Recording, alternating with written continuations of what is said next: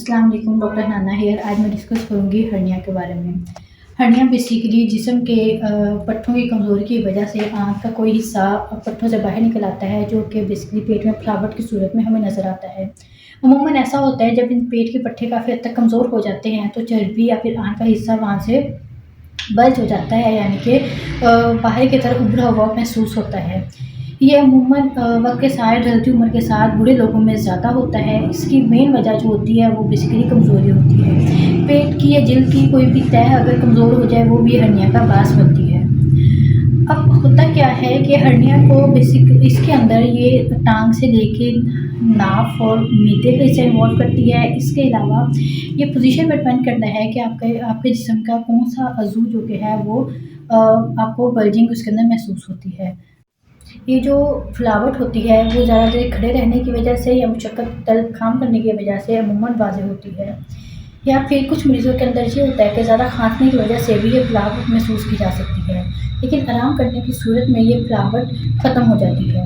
अब इसकी काफ़ी सारी अक़साम आ जाती हैं, जिसके अंदर इंग्वाइनल हर्निया आ जाता है। इंग्वाइनल हर्निया अमूमन मर्दों के अंदर सबसे ज़्यादा कॉमन है।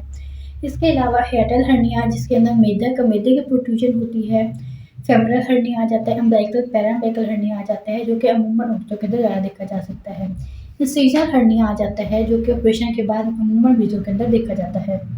हर्निया बेसिकली कोई ख़तरनाक बीमारी नहीं है, लेकिन जब आँत का कोई हिस्सा पट्ठों के दरमियान फँस जाता है, जिसकी वजह से वहाँ पे ब्लड सप्लाई रुक जाती है, तो वो तकलीफ़ देने लग जाता है।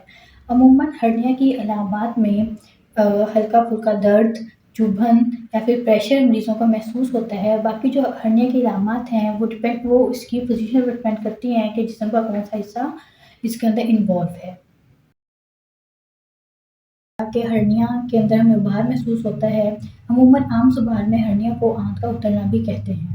इसके अंदर जैसे कि मुशक्कत वाले काम की वजह से ये उभार हमें महसूस होने लग जाता है। सबसे मेन अलामत कफ रिफ्लेक्स में देखी जाती है कि मरीज़ को ये कहा जाता है वो खाँसी करे। खाँसी करने से अमूमन उभार महसूस किया जाता है। लेकिन कुछ हर्निया ऐसे होते हैं जो बहुत ज़्यादा डीप होते हैं। हर्निया जो कि कफ रिफ्लेक्स पे या खाँसी करने पे महसूस नहीं होते। हर्निया को अमूमन मिसकंसेप्शन के साथ ये समझा जाता है, वो सारे लोग उसको रसौली के में समझते हैं कि हर्निया कोई एक रसौली है, जबकि ऐसा नहीं है। अब हम हाइड्रल हर्निया की बात करते हैं। इसके अंदर बेसिकली मैदा इन्वॉल्व होता है। मैदे का कुछ हिस्सा डायफ्राम के ज़रिए ऊपर की तरफ चला जाता है।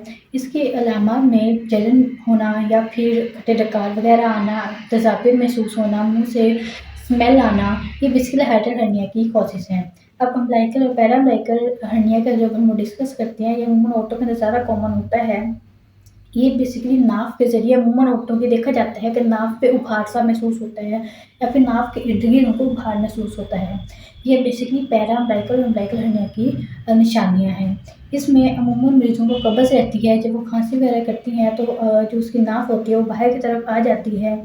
ये अक्सर प्रेग्नेंट लेडीज़ में देखा जाता है या फिर बहुत ज़्यादा मोटापे के शिकार औरतों के अंदर ये इसकी अलामत देखी जा सकती हैं।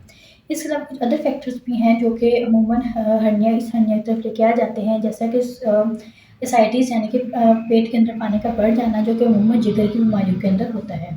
इसके अलावा अमूमन सर्जरीज़ के बाद भी हर्निया की प्रेज़ेंटेशन देखने को मिलती है। सर्जरी की वजह से पेट की जो तह है वो काफ़ी हद तक वीक हो जाती है, जिसकी वजह से उनको इंसिज़नल हर्निया हो जाता है, यानी कि जहाँ पे इंसिजन दिया गया होता है वहाँ पे हर्निया नज़र आना शुरू हो जाता है। कुछ इन्फेक्शन के बाद हर्निया शुरू हो जा दिख देखना देखने को मिलता है। इसके अलावा अमूमन बच्चों के अंदर जिनके अंदर बर्थ डिफेक्ट्स होते हैं या फिर प्रीमैच्योर बेबीज़ के अंदर भी हर्निया देखने को मिलता है। अब हम डिस्कस करते हैं ऐसे कौन से टेस्ट हैं जो कि हम लोग हर्निया के अंदर करवा सकते हैं। सबसे पहले ये मैं क्लियर करती चलूँ कि हर्निया जो कि है वो क्लिनिकल डायग्नोसिस पे ही हम लोग इसको देखते हैं कि हम लोग कफ रिफ्लेक्स, जैसे कि पहले बताया, कफ रिफ्लेक्स वगैरह करवाते हैं, प्रॉपर एग्जामिनेशन करते हैं, उस पे हर्निया का हमें पता चल जाता है। अगर फर्दर जो हम लोग इमेजिंग की तरफ जाते हैं, अल्ट्रासाउंड या फर्दर इमेजिंग टेक्निक्स की तरफ जाते हैं, जहाँ जिस पे जाके हमें डिफेक्ट पता चल जाता है कि कौन सी लेयर के अंदर डिफेक्ट है। अब इसका ट्रीटमेंट क्या है? हर्निया के ट्रीटमेंट में सबसे पहले हर्निया रिडक्शन आ जाता है। इसके लिए अमूमन कम से कम सिर्फ 2 दफ़ा ही परफ़ॉर्म किया जा सकता है। इसके अलावा हर्नियोप्लास्टी, हर्नियोग्राफी। हर्नियोप्लास्टी और हर्नियोग्राफी दोनों मुख्तलिफ ऑपरेशंस हैं। एक के अंदर हम लोग मेश प्लेस करते हैं, यानी कि एक जाली रख दी जाती है जो पोर्सलिन की बनी होती है, वो डिफेक्ट के ऊपर रख के उसको वहाँ पे फिक्स कर दिया जाता है। वो जाली ऐसी होती है जो कि जिस्म के अंदर एब्ज़ॉर्ब हो जाती है, जिसकी वजह से वो डिफेक्ट क्लोज़ हो जाता है।